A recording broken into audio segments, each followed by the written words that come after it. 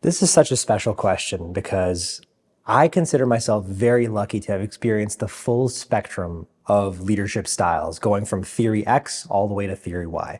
So theory X style of management assumes the worst in people. It assumes that people are lazy, unmotivated, they need to be micromanaged. Think about the worst boss you ever had. There's a good chance that they were operationalizing and maximizing the theory X style of management. Now, the wild thing about that is that leaders who insist on practicing that style of management will inevitably succumb to what's known in the literature as the dark triad of leadership, which sounds evil, it sounds nefarious, it actually is. We're talking about subclinical levels of narcissism, psychopathy, and Machiavellianism. And if any of this sounds far-fetched, you got to consider that according to Gallup, 75%, 3 out of every 4 workers, doesn't feel like their voice matters at work.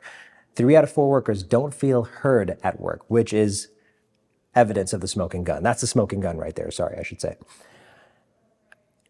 I then also experienced the theory Y style of management, the complete opposite end of the spectrum, which assumes the best in people. It takes a very pro-social approach. It assumes that people are motivated intrinsically. People are well-intentioned. People do want to go above and beyond. And leaders who operationalize and maximize all of the traits associated with the theory Y style of management will blossom and flourish into the inverse of the dark triad, which is the light triad, which is characterized by Kantianism, which is the belief that people are ends unto themselves, not mere means.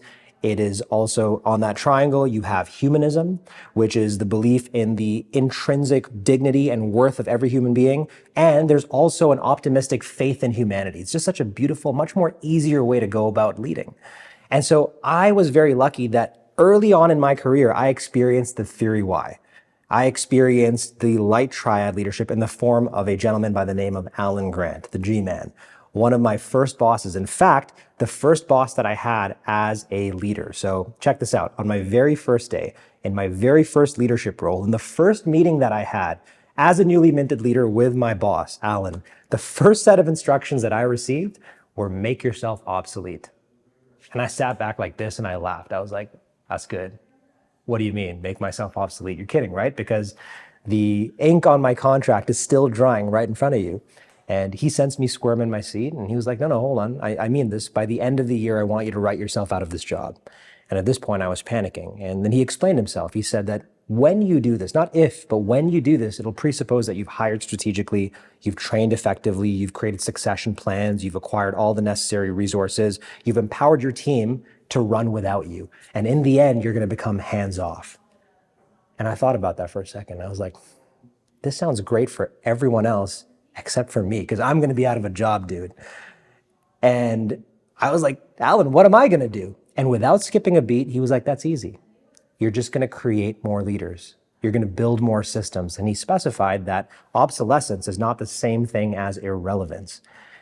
And I'll admit, back then I was still very hesitant about this whole ordeal that I was experiencing, but I went ahead with it. I believed that he was looking out for my best interest, and man, what an adventure it has been. I'm convinced nearly 15 years later that my career, my life is an echo of that conversation that took place just under 2 decades ago.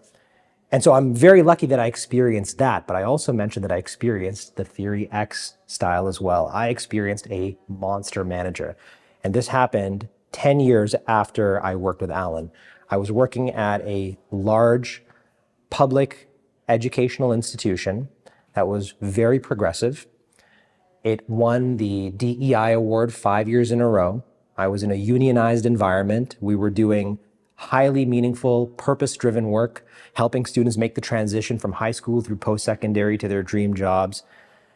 And it was there where I was bullied, I was ostracized, I was harassed, I burned out, and all of this happened because of a bad boss. All of this happened because there was lurking in the organization somebody who slipped through the cracks of HR and was actually well-liked by the organization, was very popular, very gregarious.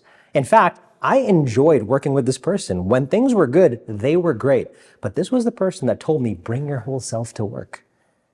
Right? And he would say this all the time, bring your whole self to work, bring your whole self to work. And so I did.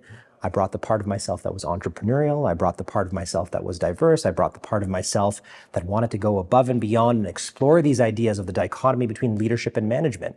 And it all comes full circle because That led to me delivering the TEDx talk that started this journey. And I remember standing on stage and seeing my boss in the audience and nodding, and I started talking. I started saying things like, stop managing, start leading.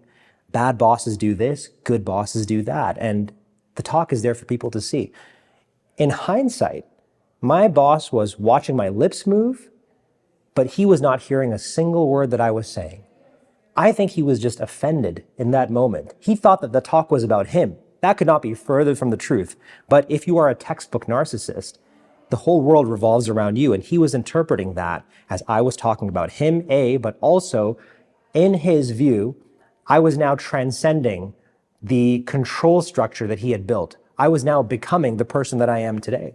And what began the day after that TEDx talk was a pattern of very small in the beginning microaggressions, and then by the end, full-blown abuse. And I get no joy in sharing this. It is a truly painful part of my story. The abuse lasted for 1.5 years, and as a result, I developed complex post-traumatic stress disorder. I have a tough time, even now, walking into rooms where I see composites of my boss, and I have to address and relive that experience time and again as a speaker. But that's part of the journey. And I'm just so deeply appreciative of the fact that I now get to do this work. And what allows me to have strength on stage and anywhere else where I go and I feel that fear is I just think back to what it was like to work for the Allens and the Drews and the Lisas of the world. That spectrum exists. I have walked through that spectrum. I live in that spectrum, and I consider it a profound honor to be able to share my experiences with people of how to navigate that world.